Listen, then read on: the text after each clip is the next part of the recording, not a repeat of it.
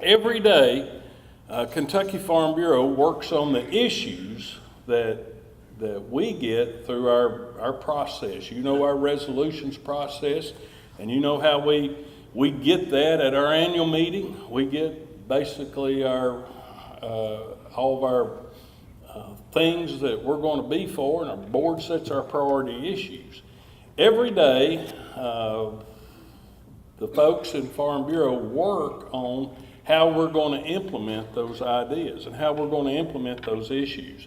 And we don't wait until whatever, if immigration is what they're working on in Washington, we don't wait till it's time they're working on that in Washington. We already have that body of work done and sitting here waiting to go. We have our work laid out. We have really a game plan in place. We just don't have the time frame of when it's going to take it up.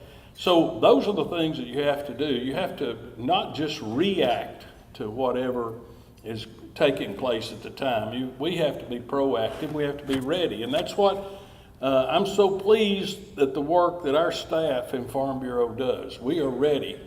If they start tax modernization or tax reform next week in Frankfurt, we'll be ready because we have spent the time and we have spent the work and we're ready to go.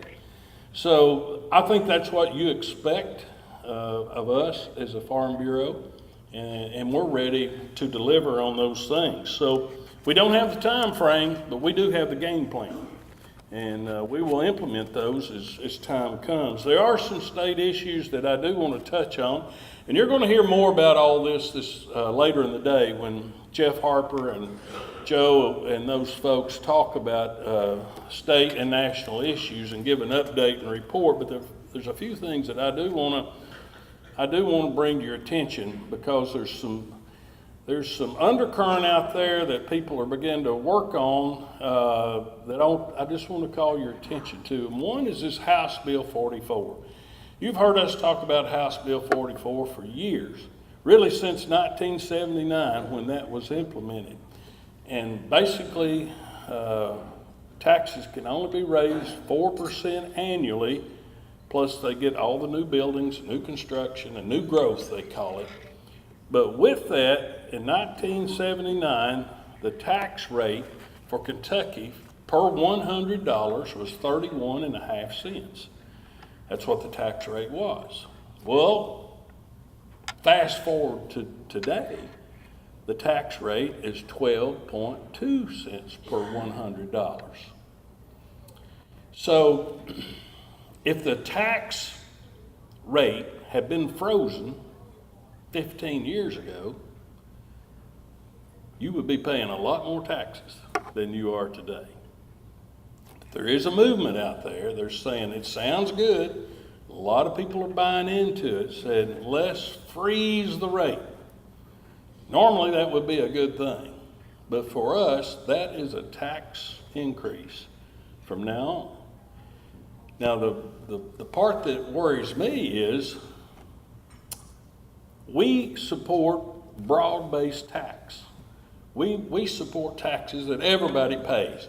When you put more tax on the backs of farmers, landowners, we think that is not a broad-based tax. So be careful. You're going to hear about that. There's a lot of workings. And what they're saying is, well, we got to raise money. Well, we do have to raise money, but we can't put it all on the backs of landowners. I hope you agree with that, because that will be in play. I think that will be in play before we end this session. So be careful about that. I'm sure Jeff will talk about that today. One of the other things that's going to be in play right here is they're talking about a gas tax or fuel tax. For us, we have never opposed a gas tax that I recall, or a fuel tax, because that's a broad-based tax. Everybody pays. And we unless something different happens, we won't be opposing that if they bring that along. what we will oppose if they try to change the formula. There is a formula set in place that takes 22.2% of the money and distributes that to the rural road fund. Keeps up the roads in rural Kentucky, where we live, where we have to have infrastructure.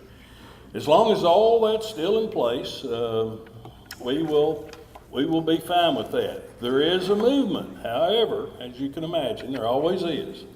There's some folks that would like to change that formula and weight it more heavily on urban areas. And we think that's certainly a mistake to take money out of rural Kentucky and move it to a more urban area. And clearly, infrastructure is needed everywhere. But the president's put an infrastructure in place, bill in place here, and there's going to be a lot of money coming in for infrastructure in our state as well. So let's hold the line certainly on being able to utilize that.